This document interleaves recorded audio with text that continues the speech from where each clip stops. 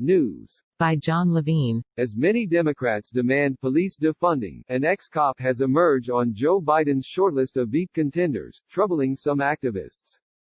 Val Demings, 63, a two-term Florida congresswoman, has seen her star rise dramatically in recent weeks as riots flared around the country following George Floyd's death, and the Biden campaign gave new weight to African American aspirants for the running mate job.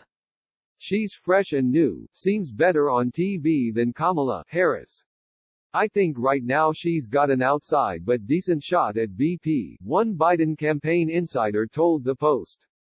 Demings has publicly stated her interest in the job. She is reportedly one of 6 female Democrats to have passed an initial round of scrutiny by Biden's Vice Presidential Search Committee, and has been asked to turn over reams of documents, including financial disclosures and past writings. But Demings' 27 years in the Orlando Police Department, where she rose from beat cop to first female chief, are complicating things. There's definitely going to be some stuff in her record people won't like, the insider said. Other VP candidates are probably researching that furiously. Demings began her law enforcement career in 1984. Over the years she worked in pretty much every job on the force, from uniformed patrol and detective to public information officer and internal affairs supervisor. In 2007 she was chosen by Mayor Buddy Dyer to lead the 700-cop department, retiring 4 years later. Hawk Newsom, chairman of Black Lives Matter, Greater New York chapter, said Demings is a non-starter as VP. Joe Biden would be an idiot to put her on his ticket. People are already on the fence about him, Newsom told the Post. When black people become police officers, they are no longer black. They are blue, and I have been told this by numerous officers. During her time as top cop, Demings' department was frequently embroiled in excessive force controversies, and she repeatedly defended the actions of officers. In 2010, Orlando officer Travis Lamont slammed an 84-year-old World War II veteran to the ground so hard he broke his neck, according to reports at the time. The altercation arose after the vet, Daniel Daly, complained to Lamont about his car being towed. Lamont said Daly was intoxicated and he felt threatened by the octogenarian. Daly sued the department, which was forced to pony up $880,000. An internal review by the police cleared Lamont of wrongdoing. After review of the defensive tactic by the training staff and officer, Travis Lamont's chain of command, it appears the officer performed the technique within department guidelines, Demings said at the time, according to the Palm Beach Post.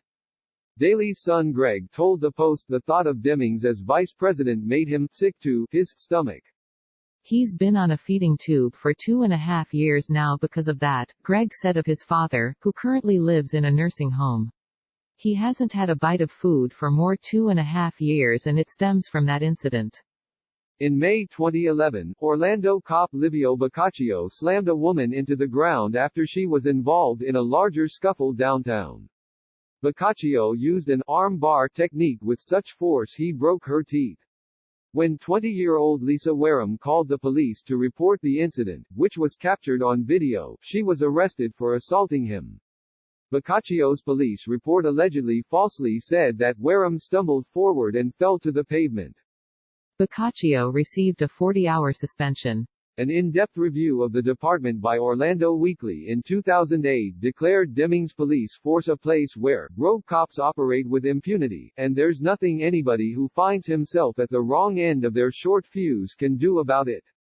Demings offered a full-throated defense of the department in an op-ed to the Orlando Sentinel. In it she specifically questioned the value of bystander videos. Looking for a negative story in a police department is like looking for a prayer at church, Demings wrote. I believe a reasonable person also understands that a few seconds, even on video, rarely capture the entire set of circumstances. Since Floyd's videotaped death at the knee of Minneapolis police officer Derek Chauvin, Democratic officials have moved aggressively to rein in police forces. Just this week the Minneapolis City Council promised they would move to defund and dismantle the city police force.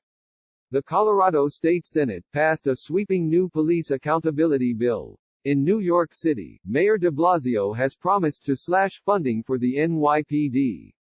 The New York State Legislature also moved this week to repeal the 50A statute which shields NYPD offices' internal disciplinary records from the public. Newsom, 41, a former Special Projects Coordinator for the Bronx District Attorney, said Kamala Harris's years as a prosecutor should also disqualify her as a veep candidate. He favors Michelle Obama or former Georgia lawmaker Stacey Abrams. "I hate the way that the Democrats abuse our people," Newsom said, adding the party was still in a better position to advance the cause. Some Democratic Party insiders, however, dismissed criticism of Demings, saying she offered a way to split the difference between activists demanding a black woman as running mate with moderates seeking to shore up support with law and order voters.